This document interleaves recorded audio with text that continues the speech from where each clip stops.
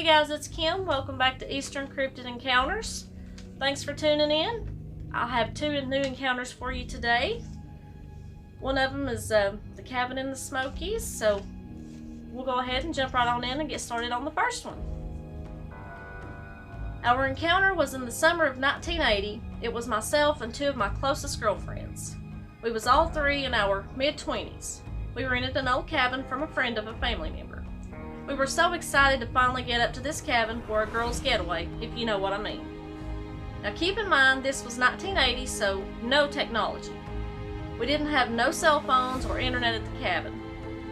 When we first arrived there, we all was so excited to be all alone in the woods. We got everything unloaded from our car, put all the groceries up, and went to sit on the porch to start our vacation. Well, around 7 p.m. on the first night, it was still semi-daylight, so we decided to go for a little walk into the woods, just behind the cabin down to a little creek just to be exploring. It wasn't a long walk, and we could still see the cabin, so we didn't seem to think much about it.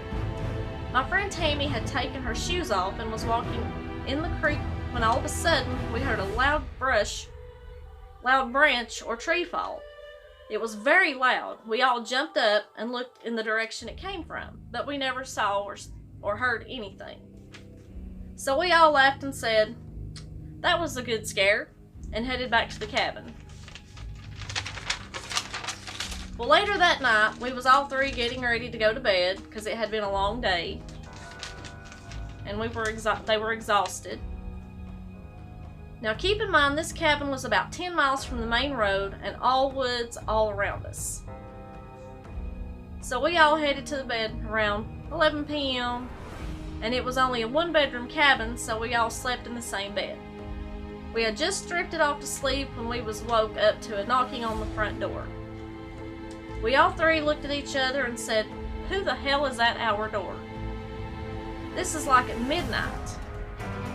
Tammy got out of bed and said, "I'll go see, but you all are coming with me." So we all walked out of the bedroom slowly towards the front door. As we got towards the door, the knocking had stopped. We looked out the window but saw nobody. We sat there and waited to see if it would start again.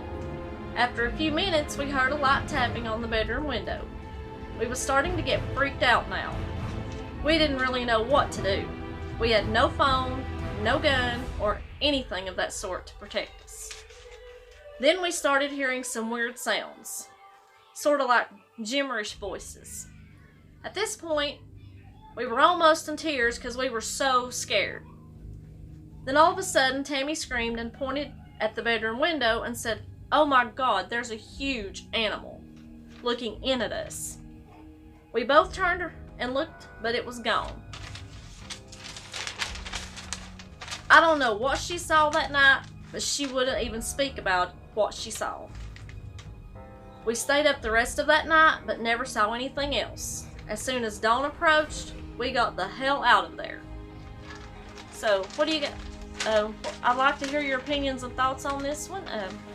Feel free to leave your comments in the bottom if you think you know what the animal could have been. And we'll go ahead and jump right on into the second story. The logging crew in Pennsylvania. So, here we go. My encounter was in 1991. I was only 29 at the time, but I will never forget it.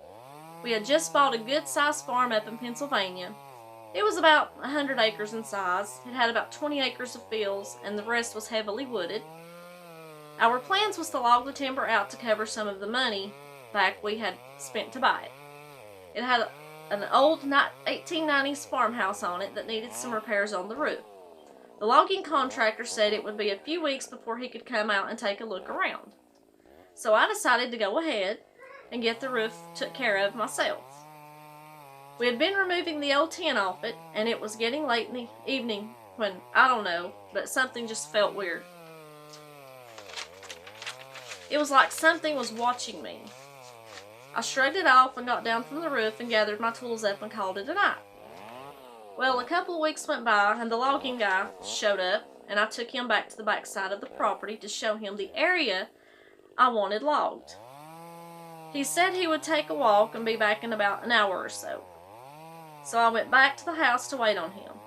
This was about 4 p.m. So after about 2 hours went by, I hadn't seen or heard from him. I started to walk across the field to see if something had happened when I saw him running from the east side of the field towards the house. So I ran over to him, not knowing what was wrong. When we met back at the house, all he could get out is, "Big bear." I said, "You seen a bear?"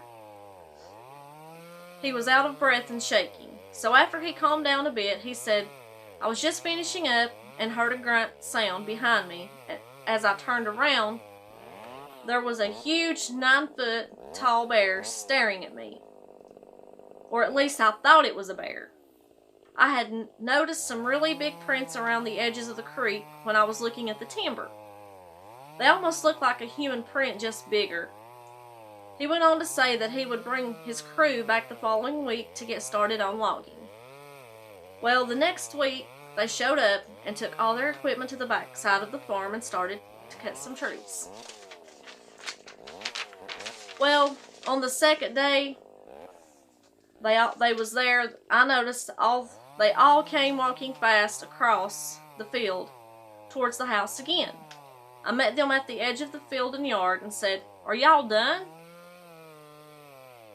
The same guy said, "Yes, we are done here," in a scared voice.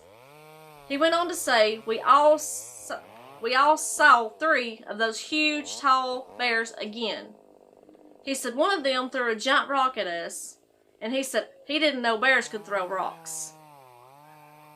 He said he's leaving all the trees they cut down and told me to find someone else to do the job. Now, I don't know what they encountered, but they never came back.